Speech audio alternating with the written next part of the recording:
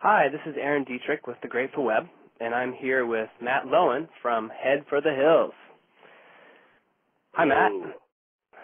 Thanks for joining us. Thanks for having me.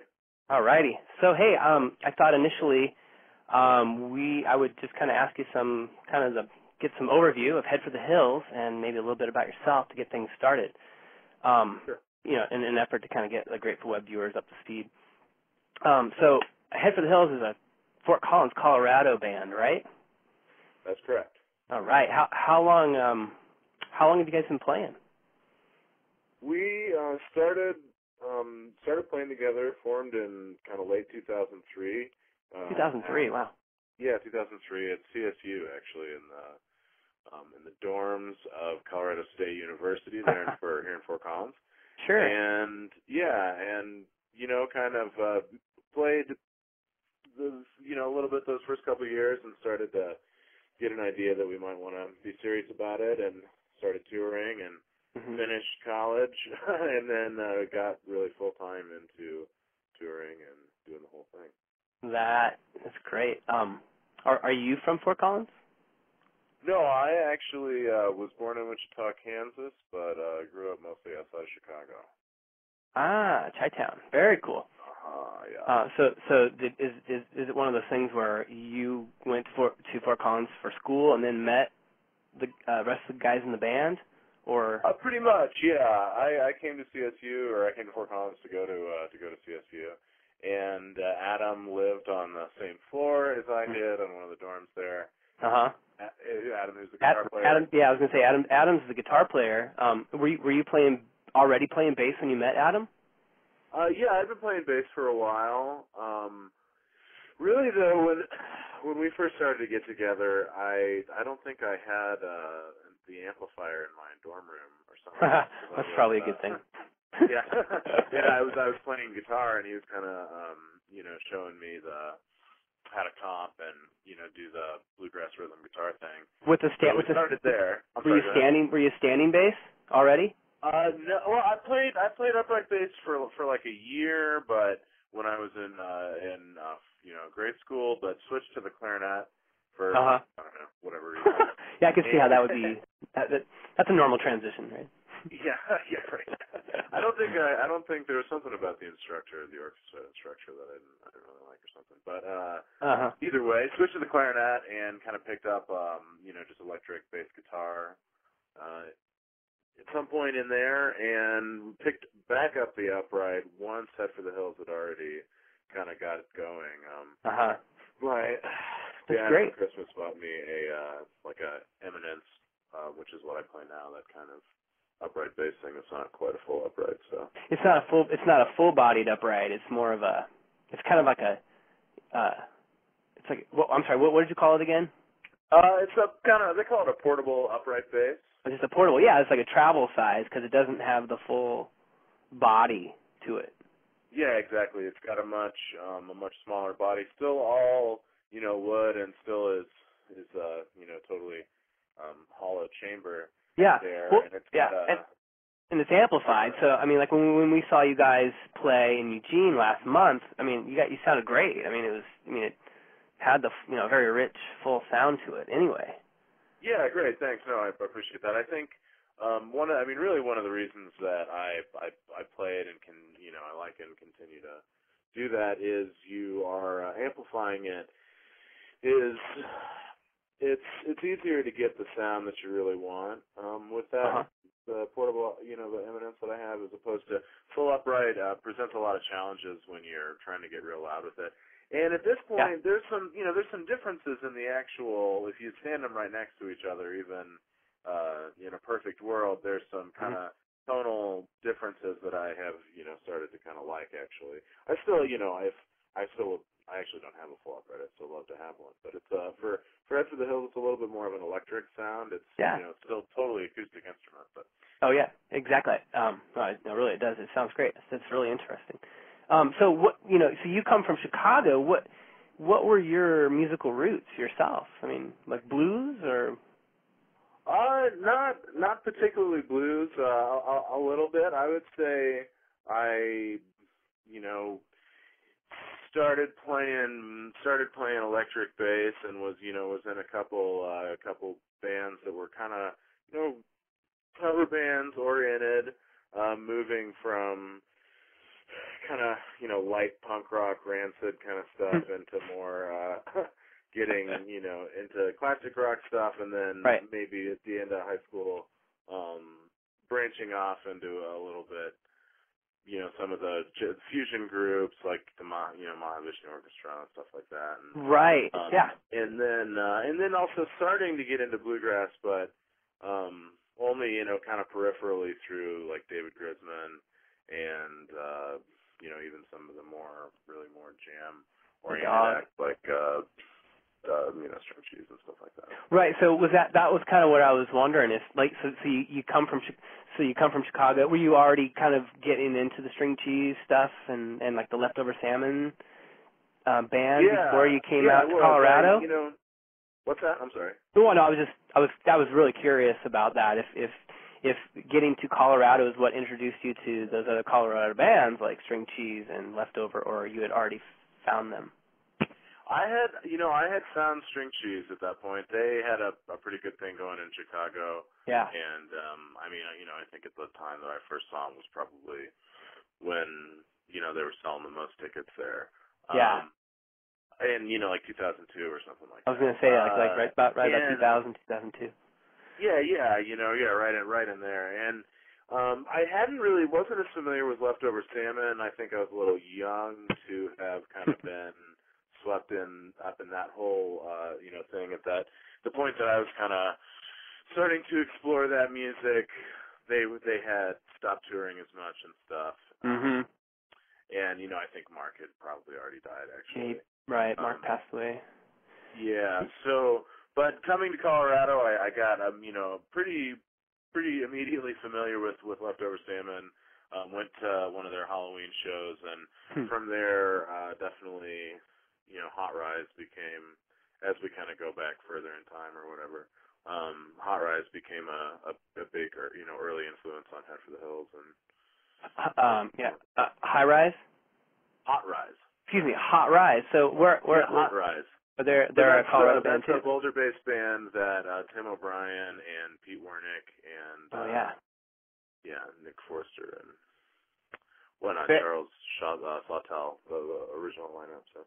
Right. Oh, that's great. You guys are so spoiled out there in Colorado. There's so much good music. Yeah. Gosh. Yeah. So and I guess that's why I kind of brought up the String Cheese and Leftovers. I know that Drew kind of helped you produce one of your more recent albums, right? He did. He produced our most recent record with us. He's awesome. It was great to have him do that, and he's been really just really supportive of the band for a while now, and we certainly love Drew. That's great. Yeah, Drew Emmett's a real gem.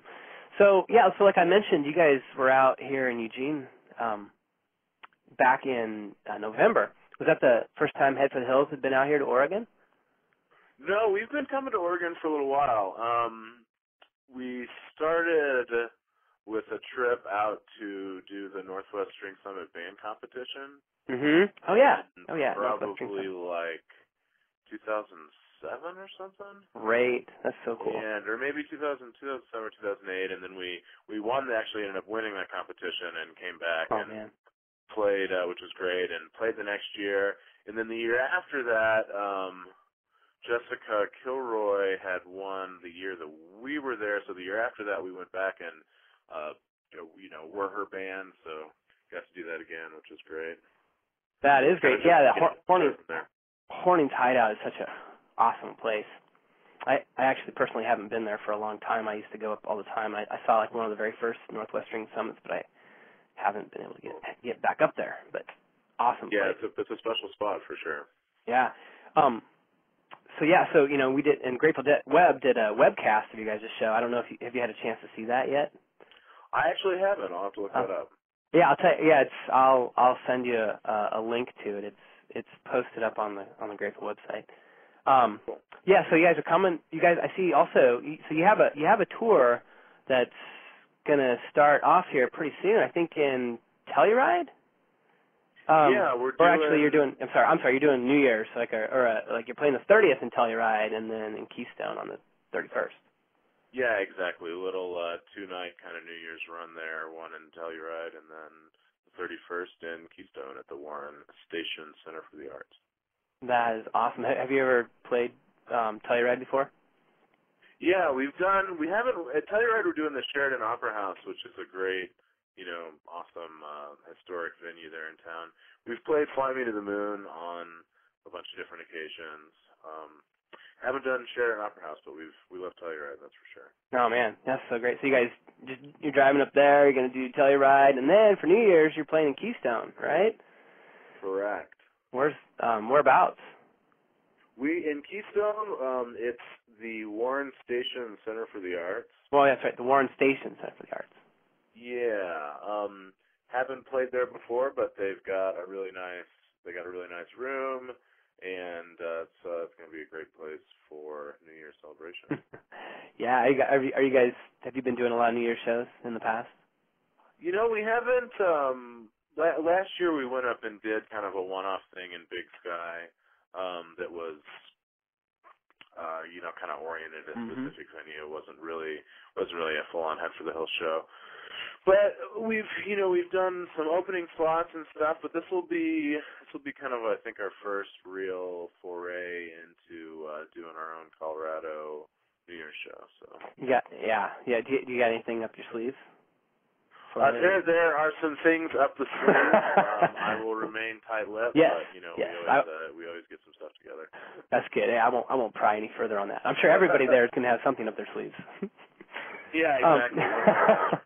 Yeah. So then you guys. So you're doing New Year's in Keystone, and then you've got some January shows cooked up, and I even see that you're heading to the Granada Theater in Lawrence, Kansas, on the 25th of January. Correct.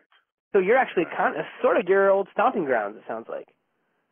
Yeah, a little bit. I was born in Wichita, and my folks kind of grew up in Wichita, so got some families there.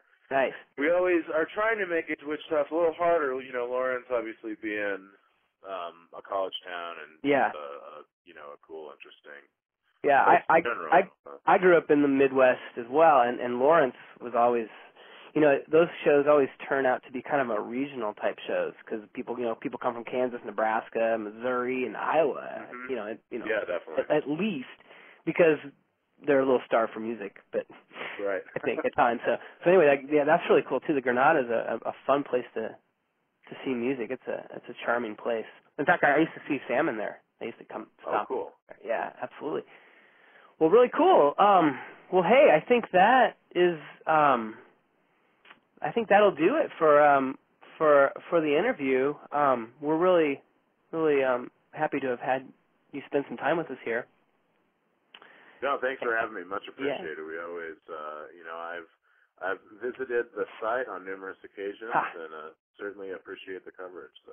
Well, cool. Is there a chance do you know if you're heading back to the West Coast for some of us guys out here that need more of that? Yeah, we will. We're getting ready to announce kind of the first leg of what will be, winter going into spring tour coming up here soon. We will be back that way in the spring. No dates announced quite yet, but it's all forming up, and we'll be back there this spring.